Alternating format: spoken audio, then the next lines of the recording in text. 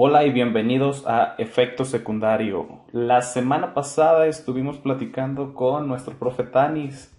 El día de hoy toca ver la segunda parte de esta pequeña plática que tuvimos. Quédate con nosotros, esto se pone más interesante cada capítulo.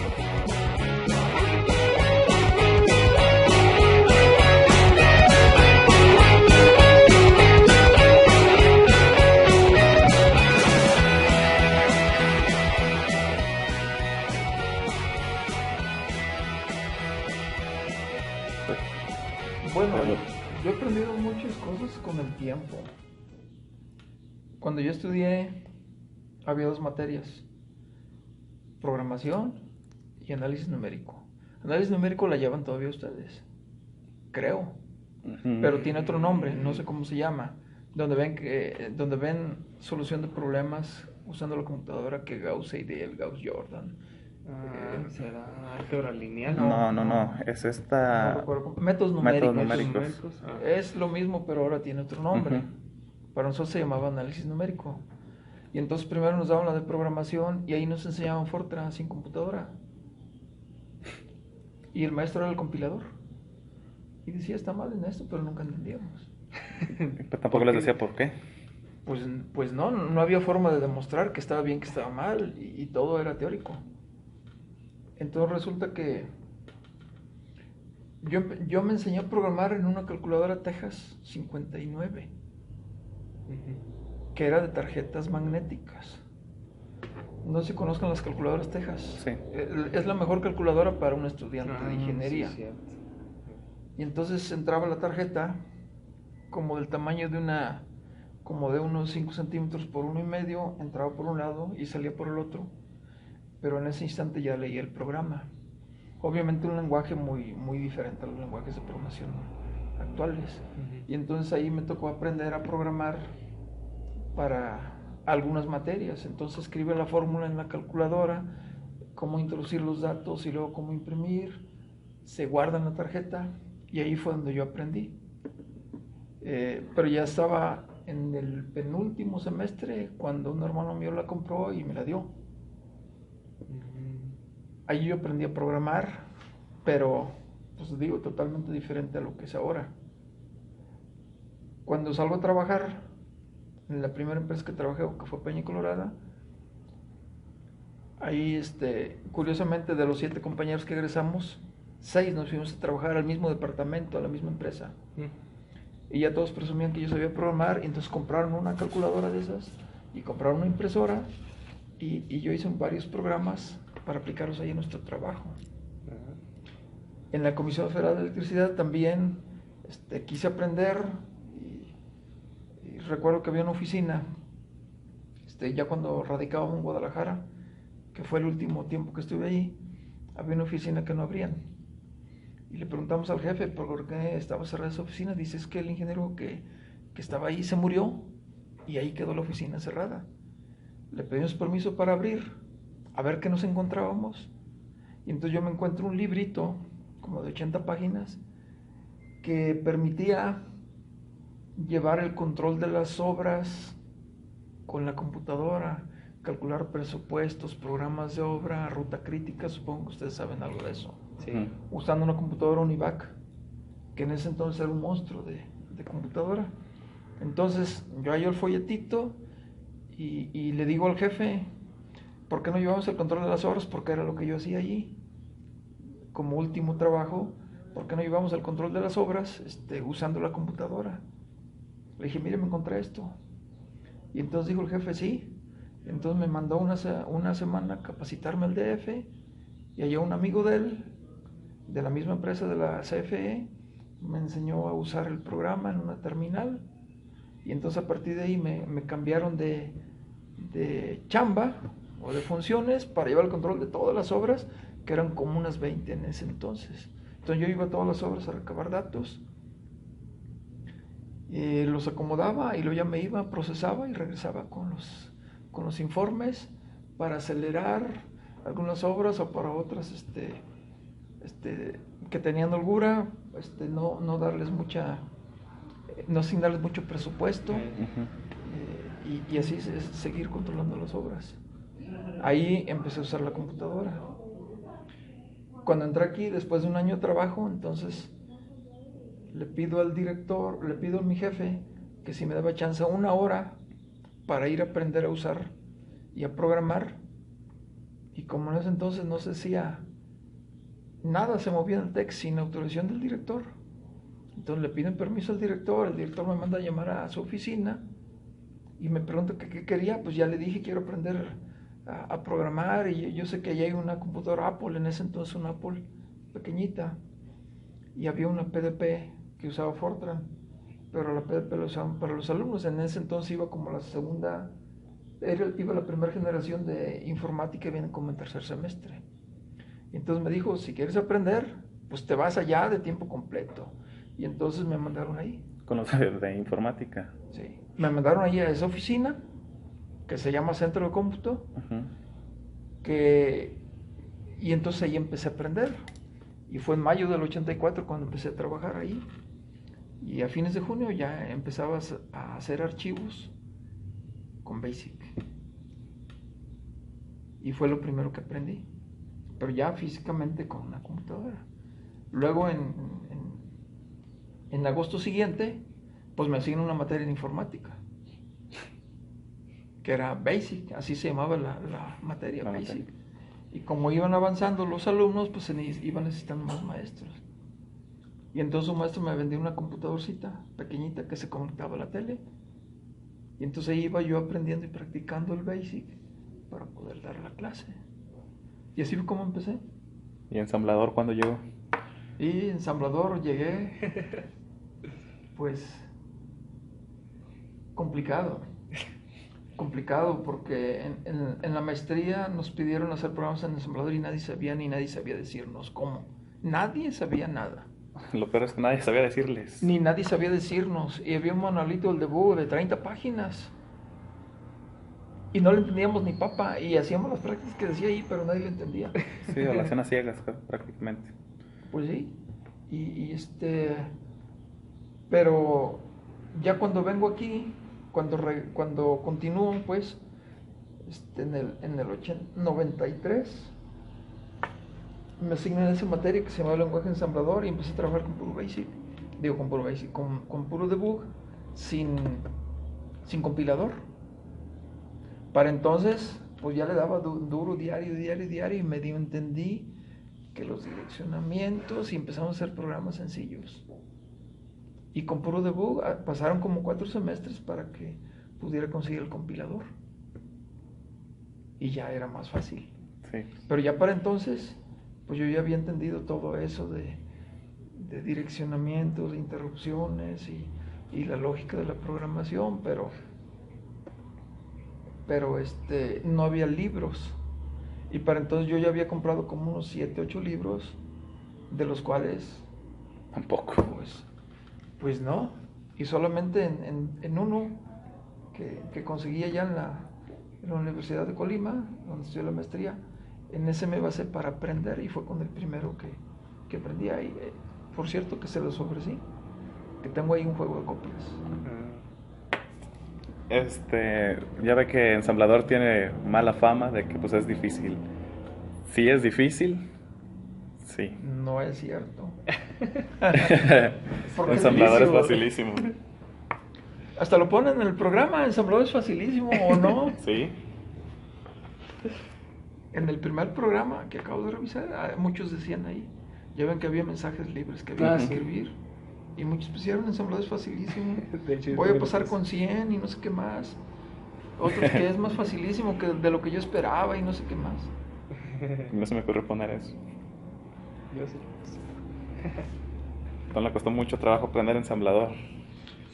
Pues sí, porque en realidad digamos, sin ayuda. Entonces de autodidacta es muy difícil. Y de ahí viene todo lo que estoy haciendo, de las notas y todo eso. Y no es frustrante ver a los alumnos que no le echan ganas sabiendo. Pues ya no, antes sí era frustrante, pero ahora ya no. Ahora ya trato de suavizar las cosas, darles todo el material que tengo. Para que no tenga pretexto. Y bueno, les evita comprar libros que ya están descontinuados, que no los venden, o andar fotocopiando, que es ilegal. Sí. El trabajo en equipo es muy importante, profe. Y pues obviamente usted en su departamento tiene su equipo de trabajo, que son todos sus demás compañeros. ¿Ha tenido alguna vez algún problema con alguno? ¿O un desacuerdo? Bueno, sí ha habido muchos desacuerdos, pero hay que ser tolerantes. En realidad, cuando se trata de un trabajo, de corregirlo, de mejorarlo, pues hay que aceptar cualquier crítica. Y bueno, a mí me ha tocado, yo he criticado también, pero sin llegar a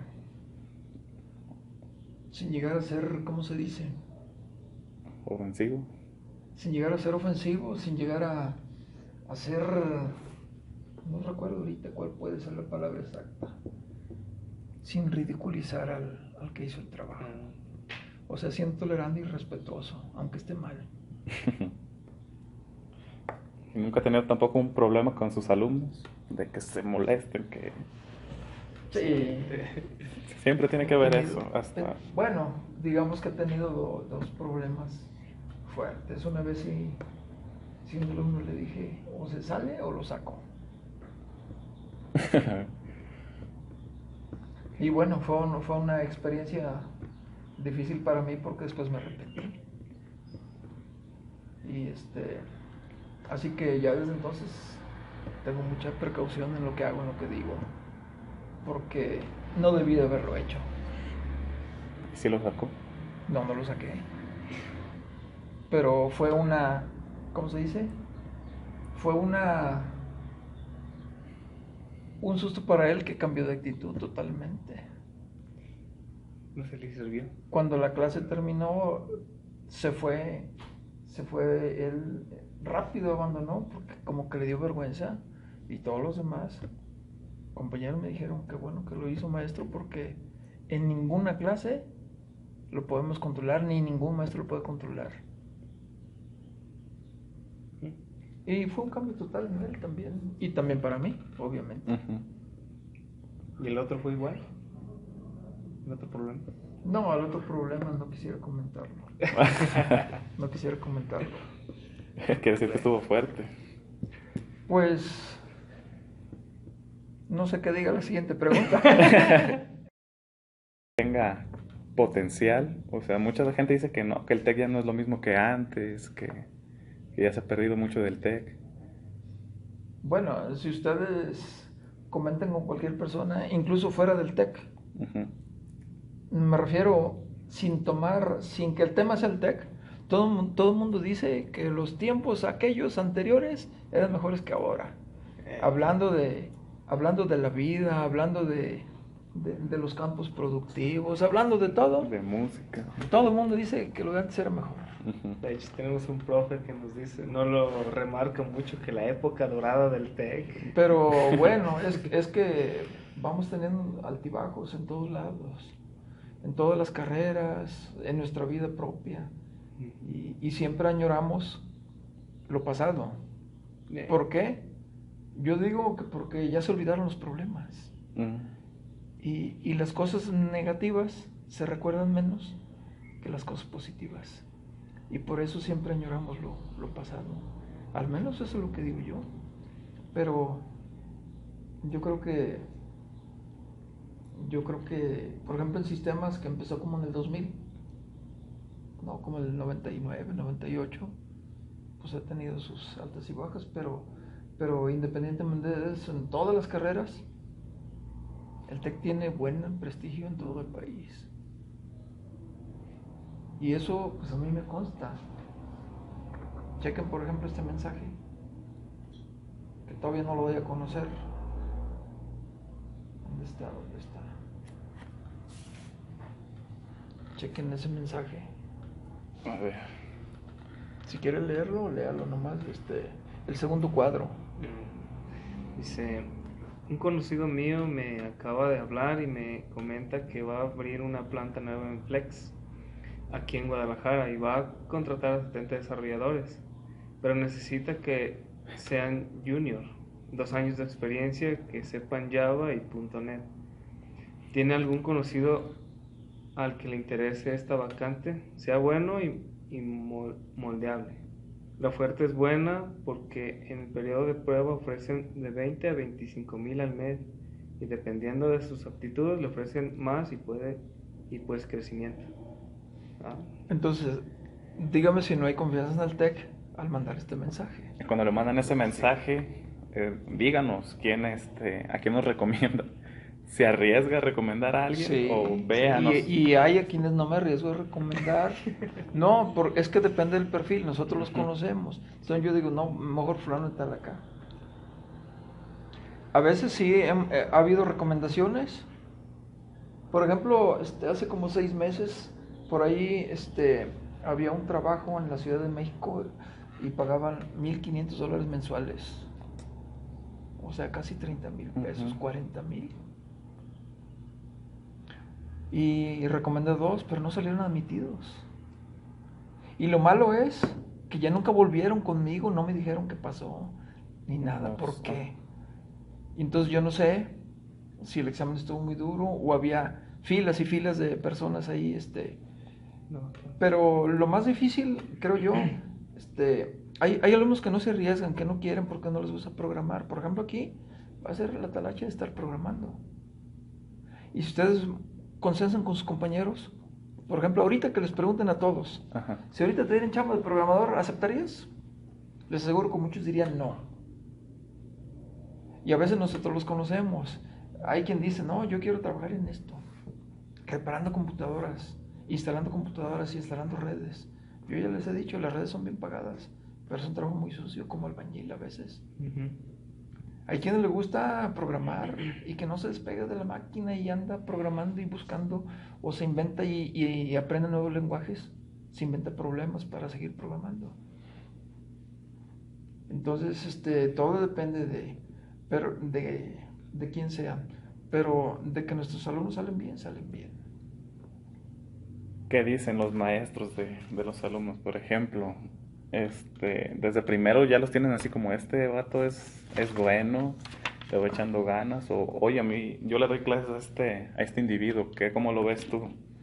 Bueno, yo creo que pocas veces comentamos, porque todos los maestros tenemos proyectos propios o en conjunto con otro maestro o varios.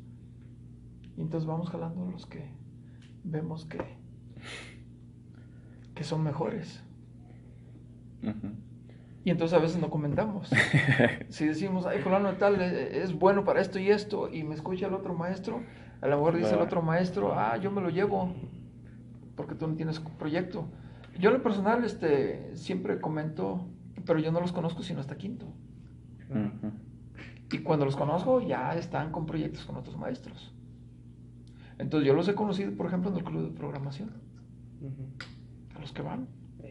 Los conocí en primero, conocí en tercero. Por ejemplo, ahorita los que del grupo de ustedes, conozco varios que empezaron a ir al club de programación y los conocí cuando estaban en primero en el club de programación. Ahorita deben estar aquí abajo con Eduardo Contreras, ya lo conocen. Él ahorita está a cargo del club. Entonces, al que le gusta algo, pues ahí está. ¿Y a cambio de qué? A cambio de nada. Simplemente es un hobby, es ¿cómo se dice? Es llenarse de energía haciendo lo que le gusta.